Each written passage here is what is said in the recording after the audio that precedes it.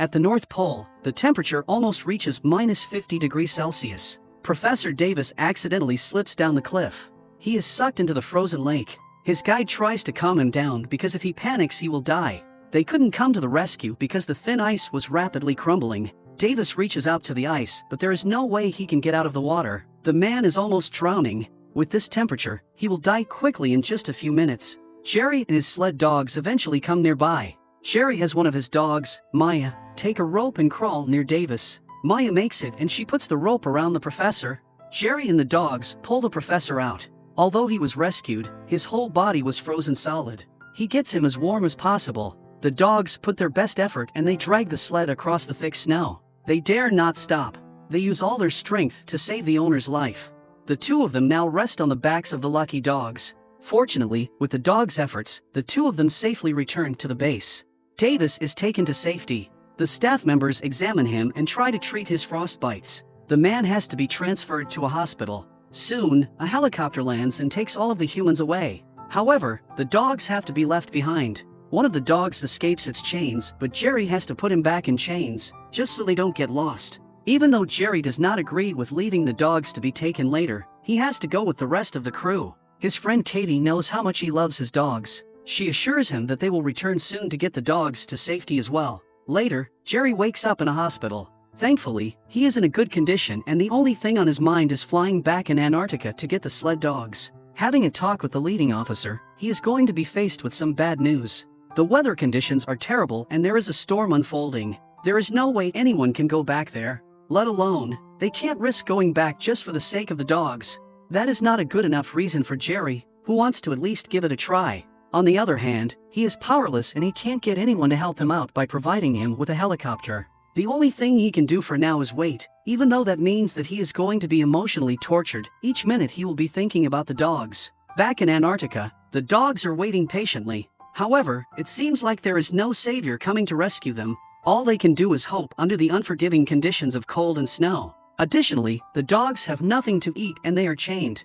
That makes it impossible for them to go around and seek for food. The wind gets stronger and stronger. One of the dogs manages to escape. Then, all of the pack draws power from that event and they help each other escape, one by one. However, the oldest of the dogs, named Old Jack, is not willing to get up. The only thing he does is waiting for his death for the next few days. Maya tries to motivate him to get up, but Jack is not convinced, as if he knew that his end is near. Seeing the rest of the pack running around, Maya has no choice but to go with them. Soon, the pack of dogs see a herd of gulls landing on the snow. The sight of them is almost like a buffet to them. However, the dogs scare the gulls and they fly away. Despite, Maya is not discouraged and she sneaks behind the gulls. The dogs attack them and they manage to get some of them. After being hungry for a few days, the dogs have finally something to eat. Some of them even become a bit aggressive towards the others because they want their food to themselves. 50 hard days have already passed and the dogs are still alone, trying to survive in conditions that no human would be able to withstand. One night, the pack decides to chill and observe the night sky. At that moment, the North Celes phenomenon takes place and the dogs are very interested in it. They use the reflections it makes on the ground to play with. The following days, one of the dogs is extremely tired. It collapses on the snow.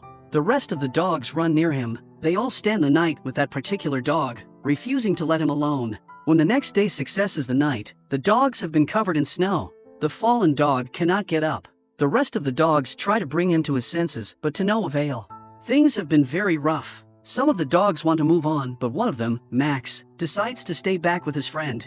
Maya gives Max one last glance, but Max and the other dog are hard to pinpoint within the heavy layers of the storm. Then, she has to move on along with the rest of the dogs. Soon, the pack will receive an unexpected present. The dogs find a new abandoned and unguarded base. They run inside it and they are able to find some food.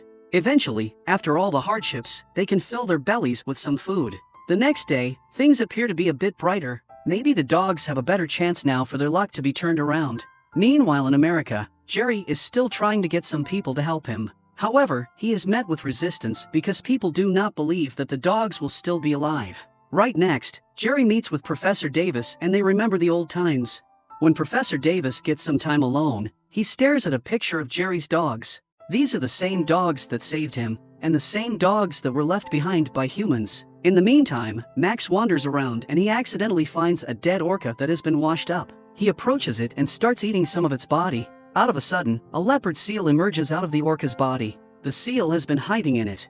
Right then, Maya hears Max and she is able to spot him. The two of them see each other again. The rest of the dogs join them. They see the seal eating the orca. Max approaches the orca again and he cuts a piece of meat out of it. The seal sees him and gets angry because it thinks Max is stealing its food. Max runs away and the seal runs after him. That opens a window of opportunity for the rest of the dogs. They run near the orca and start eating. Meanwhile, another seal has been following Maya from below the ice. When it gets the perfect timing, the seal emerges from the freezing cold water and bites Maya, holding onto her leg. The rest of the pack comes to her aid and they have to fight two seals now. Nonetheless, they manage to win the fight and scare the seals away. Maya is injured and she is having a hard time getting up. Max tries to help her out. Eventually, Maya gets up and she continues walking with the rest of the pack. After eating a bit more food in order to fill up, the dogs continue on their journey. While Maya is able to walk a few miles, she has to stop because her injured leg is not allowing her to continue moving forward. She lays on the ground. Max sits down next to her and refuses to leave her side. Soon, the rest of the dogs join them and they stand by her side. The night that comes is very difficult for the dogs, but they still manage to survive and live yet another day. Max goes on the hunt and he brings a gull back for Maya to eat. Maya refuses to eat it because now Max will have nothing to eat for himself. However, two other dogs bring more gulls to the team and they leave the food rest in front of Max. In return, Max grabs a gull and he places it before Maya.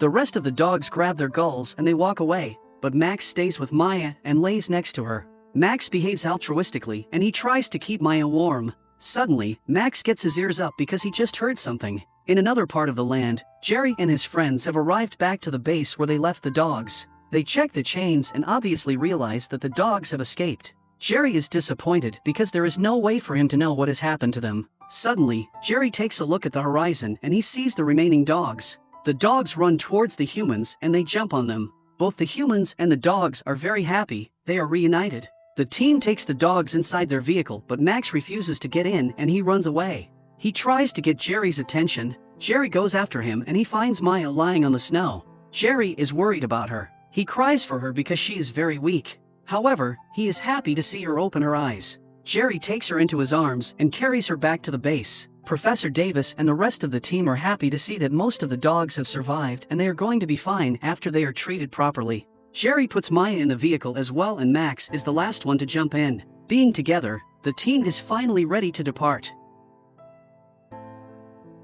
Remember to subscribe to my channel, and we will see you next time.